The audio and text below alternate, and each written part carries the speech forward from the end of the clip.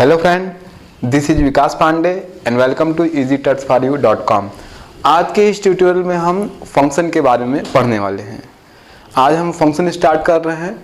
इसके बाद यहाँ से लेके कुछ कंटिन्यू वीडियो तक हम फंक्शन क्या होता है, कैसे इसे यूज़ करते हैं, कौन कौन सी कैटेगरी होती है, उनके बारे में पढ़ेंगे। और सी से अलग C++ में फंक्शन से रिलेटेड कुछ और भी टॉपिक है जो कि हम यहाँ पर देखेंगे। तो सबसे पहले हम समझेंगे कि फंक्शन होता क्या है। तो आज का हमारा टॉपिक है फंक्शन। फंक्शंस। तो फंक्शन जैसा कि हमें पता है कि जब हम प्रोग्राम बनाते हैं तो प्रोग्राम बनाते समय हमारे पास एक मेन प्रोग्राम होता है, एक मेन फंक्शन होता है जहां हम प्रोग्राम लिखते हैं। अभी तक हमने जो भी प्रोग्राम लिखा है मेन फंक्शन में ही लिखा है। तो इसके जब हम फंक्शन लिखते हैं या प्रोग्राम लिखते हैं तो प्रोग्राम अगर बहुत बड़ा हो जाए या उसमें ऐसे कई लाइन होते हैं जो कि बार बार रिपीट हो रहे हो, जैसे आपने एक बहुत बड़ा सॉफ्टवेयर बना रहे हैं या छोटा सा एक मिनी प्रोजेक्ट बना रहे हैं और उसमें आपको एक ही कैलकुलेशन करने के लिए जो लाइंस है बार बार यूज़ करने पड़ रहे हैं। एक ही प्रकार की कैलकुलेशन की कुछ लाइन है जो कि रिपीट हो रही है। तो इस तरीके से जब प्रोग्राम बड़ा होते जाता है तो एक तो कठिन होते जाता है। उसमें अगर कहीं एरर आए तो उसे चेक करना कठिन होता है, उसे ठीक करना कठिन होता है। और अगर कुछ लाइन ऑफ कोड रिवाइज हो रही है तो बार बार उनको रिवाइज करके बार बार लिखना, उसमें ज़्यादा टाइम लगता है। तो इस तरीके से इन प्रॉब्लम को सॉल्व करने के लिए, प्रोग्राम को और सिंपल बनाने के लिए, आसानी से उसमें एरर चेक हो सके, आसानी से उसे सुधारा जा सके और यूज़ करने में सरल हो, तो इसके लिए हम फंक्शन बनाते हैं। असल में जब फंक्शन हम बनाते हैं तो कोड करना उसको और सरल हो जाता है। और मान लीजिए कभी कोई गलती आती है तो हम उसे आसानी से सुधार सकते हैं। तो फंक्शन मतलब फंक्शन लाइन ऑफ कोड, कुछ ग्रुप ऑफ कोड होता है, कुछ कोड का कलेक्शन होता है फंक्शन, जिसे हम सब प्रोग्राम भी कह सकते हैं। फंक्शन किसी स्पेसिफिक टास्क को परफॉर्म करता है। जैसे मैंने एग्जांपल दिया कि मान लीजिए एक ही प्रकार की कैलकुलेशन बार बार रिपीट हो रहे हैं प्रोग्राम में, तो हम उसका एक फंक्शन बनाते हैं और उसको एक नाम दे देते हैं। और जब भी उसका यूज़ होता है प्रोग्राम में, जहाँ भी हम केवल उसका नाम लिख के कॉल करते हैं और जो उसके अंदर कोड हैं 10 लाइन 15 लाइन जितने भी, वो वहाँ पर एग्जीक्यूट हो जाता है। उसके लिए हमें 10 या 15 लाइन का कोड वापस से लिखने की ज़रूरत नहीं होती। तो इस तरीके से जो फंक्शन होता है वो भी कलेक्शन होता है कुछ लाइन ऑफ कोड का या कुछ जो स्पेसिफिक टास्क परफॉर्म करने के लिए बनाए जाते हैं। फंक्शन को हम नाम दे सकते हैं और फंक्शन को हम बार बार रिपीट अगर हो रहा है, बार बार किसी भी जगह फंक्शन को केवल नाम लिख के कॉल करते हैं और जो उसके अंदर कोड है वो यूज़ हो जाते हैं। इस तरीके से फंक्शन प्रोग्राम का ही पार्ट होता है या फिर फंक्शन सब प्रोग्राम होता है। फंक्शन दो प्रकार के होते हैं जिसे हम आप देखेंगे। पहला होता है built in function, built in function, और दूसरा होता है यूजर डिफाइंड फंक्शन।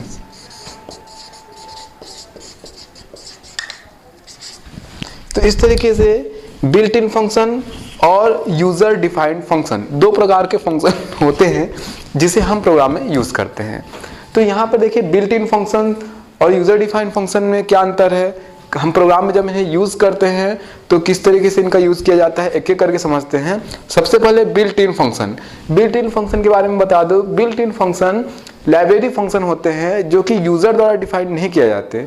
ये ऑलरेडी पहले प्रोग्राम में ही, प्रोग्राम के हेडर फाइल में डिफाइन किए होते हैं, हम केवल इन्हें यूज़ करते हैं। बिल्ट इन फंक्शन का अगर एग्जाम्पल दूँ तो क्लियर स्क्रीन, गेट ch, ये सभी बिल्ट इन फंक्शन के एग्जाम्पल है जिसका यूज़ हम प्रोग्राम में करते हैं। क्योंकि हम जब भी हमने प्रोग्राम बनाया है इससे पहले तो हम उसके ऊपर हेडर फाइल का यूज़ करते हैं।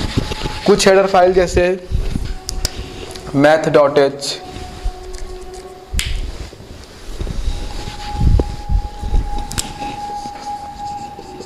math.h या फिर conio.h,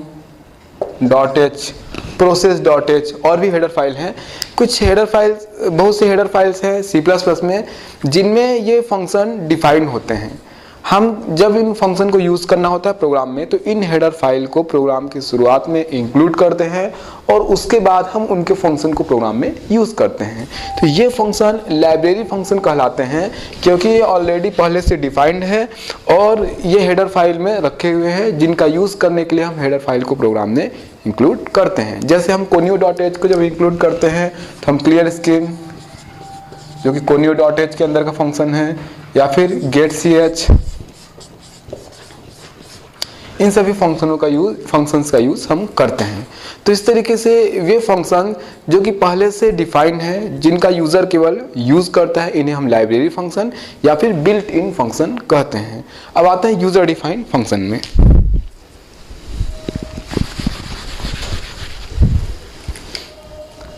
यूजर डिफाइंड फंक्शन का मतलब ऐसे फंक्शन जिन्हें यूजर डिफाइन करता है। जैसे कि हम मेन फंक्शन के बारे में बात करते हैं। पहले मेन, जब हम प्रोग्राम बनाते हैं तो प्रोग्राम बनाते समय हम मेन फंक्शन का यूज करते हैं। मेन फंक्शन भी एक यूजर डिफाइंड फंक्शन है। चूंकि मेन फंक्शन क्या वर्क करेगा, या मेन फंक्शन जब एग्जीक्यूट होगा तो किस तरीके का प्रोग्राम का एग्जीक्यूशन होगा, ये हम तय करते हैं इसके अंदर कोड लिख के। जब प्रोग्राम एग्जीक्यूट होता है तो वो सबसे पहले मेन फंक्शन से ही स्टार्ट होता है और इसके अंदर लिखा गया जो प्रोग्राम है वो एग्जीक्यूट होने के बाद एंड पर, वो मेन फंक्शन के एंड पे जहाँ कर्ली ब्रेसेस क्लोज हुआ वहाँ पर प्रोग्राम एंड हो जाता है। इस तरीके से प्रोग्राम की स्टार्टिंग भी मेन फंक्शन से होती है और एंडिंग भी मेन फंक्शन पे लास्ट में होती है। तो इस तरीके से मेन फंक्शन हमारे प्रोग्राम का मेन पॉइंट है जहाँ पर लिखा गया कोड एग्जीक्यूट होता है। लेकिन यहाँ पर जो मेन फंक्शन है ये भी यूजर डिफाइन है, यानी इसके अंदर कोड हम लिखते हैं। लेकिन जैसा मैंने पहले बताया, अगर हम कोई एक बड़ा प्रोग्राम बना रहे हैं और उसके अंदर कोई लाइंस बार बार रिपीट हो रही है या प्रोग्राम बहुत बड़ा होते जा रहा है, तो अगर कोई गलती आती है उसे चेक करना, उसे सुधारना, ये सब कठिन होता है। तो प्रोग्राम को और सिंपल बनाने के लिए हम उन लाइंस को जो कि बार बार रिपीट हो रही है, जिनका यूज़ हमें प्रोग्राम में करना है, फंक्शन के रूप में डिफाइन करते हैं, उन्हें एक नाम दे देते हैं, ताकि जब भी उनका यूज़ हो, उन इतने ढेर सारे जो लाइंस है उनके बजाय हम वहाँ पर रिप्लेस करते हुए केवल उनका नाम लिखते हैं। मतलब मान लीजिए कि आपके पास एडिशन करना है, एडिशन में 5 लाइन्स है, तो आप उसका नाम दे दिए फंक्शन को ऐड, और मेन में हम केवल ऐड लिखेंगे तो वो जो कोड है वो एग्जीक्यूट हो जाता है।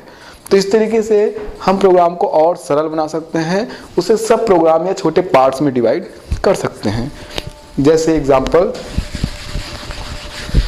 मान लीजिए ये हमारा मेन फंक्शन है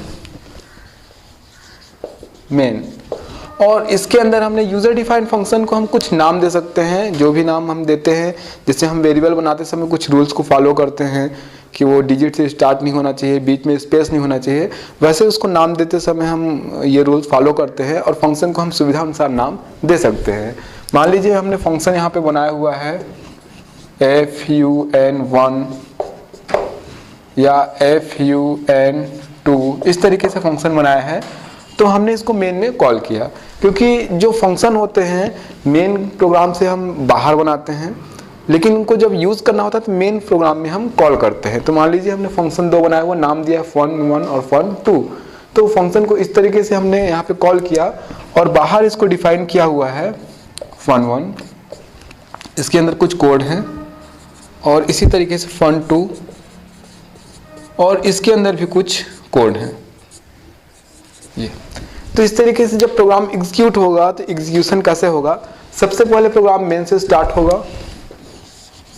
मेन से स्टार्ट होने के बाद जब ये इस लाइन के पास पहुंचेगा जहां पे fun1 लिखा हुआ है, मतलब कि फंक्शन को कॉल किया गया है। तो चूंकि ये यूजर डिफाइंड फंक्शन है, ये प्रोग्राम वहां पर इसका प्रोग्राम का एग्जीक्यूशन जो कंट्रोल है वहां ट्रांसफर हो जाएगा जहां पर ये फंक्शन है। तो इस समय ये फंक्शन बाहर है, तो यहाँ पर आ जाएगा कंट्रोल। उसके बाद ये फंक्शन एग्जीक्यूट होगा और उसके बाद वापस से कंट्रोल प्रोग्राम पर लौट जाएगा।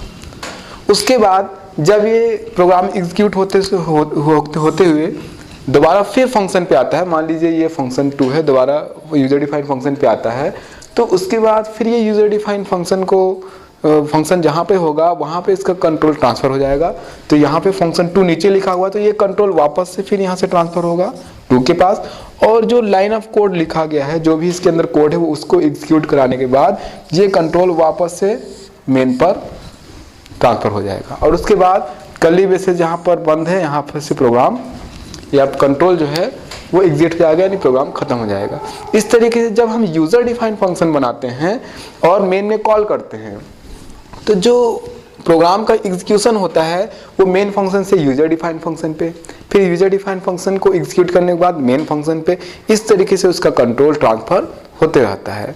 तो इस तरीके से जब हम यूज़र डिफाइंड फंक्शन बनाते हैं और मान लीजिए यहाँ पे कोई एरर आता है, तो फंक्शन 1 पे तो हमको पता है कि इसका इतना ही कोड है, उसको आसानी से चेक किया जा सकता है, आसानी से उसे सुधारा जा सकता है, कंपाइल किया जा सकता है। अब जब प्रोग्राम में हमको फंक्शन 1 की ज़रूरत कहीं होगी तो हम केवल उसका नाम लिख के इस तरीके से कॉल करते हैं, बजाय कि उसकी इतनी ढेर सारी जो लाइन से लिखने की, मतलब हमको जो इसमें लाइन ऑफ कोड ढेर सारा उसको बार बार लिखने की ज़रूरत नहीं होती, तो इससे समय की भी बचत होती है।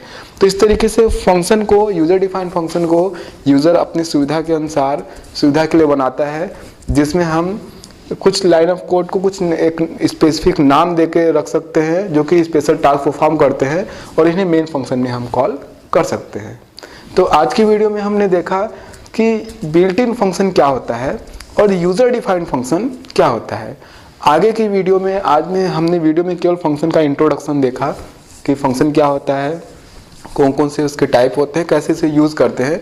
आगे की वीडियो में अब हम यूज़र डिफाइंड फंक्शन को कैसे डिफाइन किया जाता है, कैसे उसे प्रोग्राम में यूज़ किया जाता है, उनकी कैटेगरीज कौन कौन सी होती है, उनके बारे में पढ़ेंगे।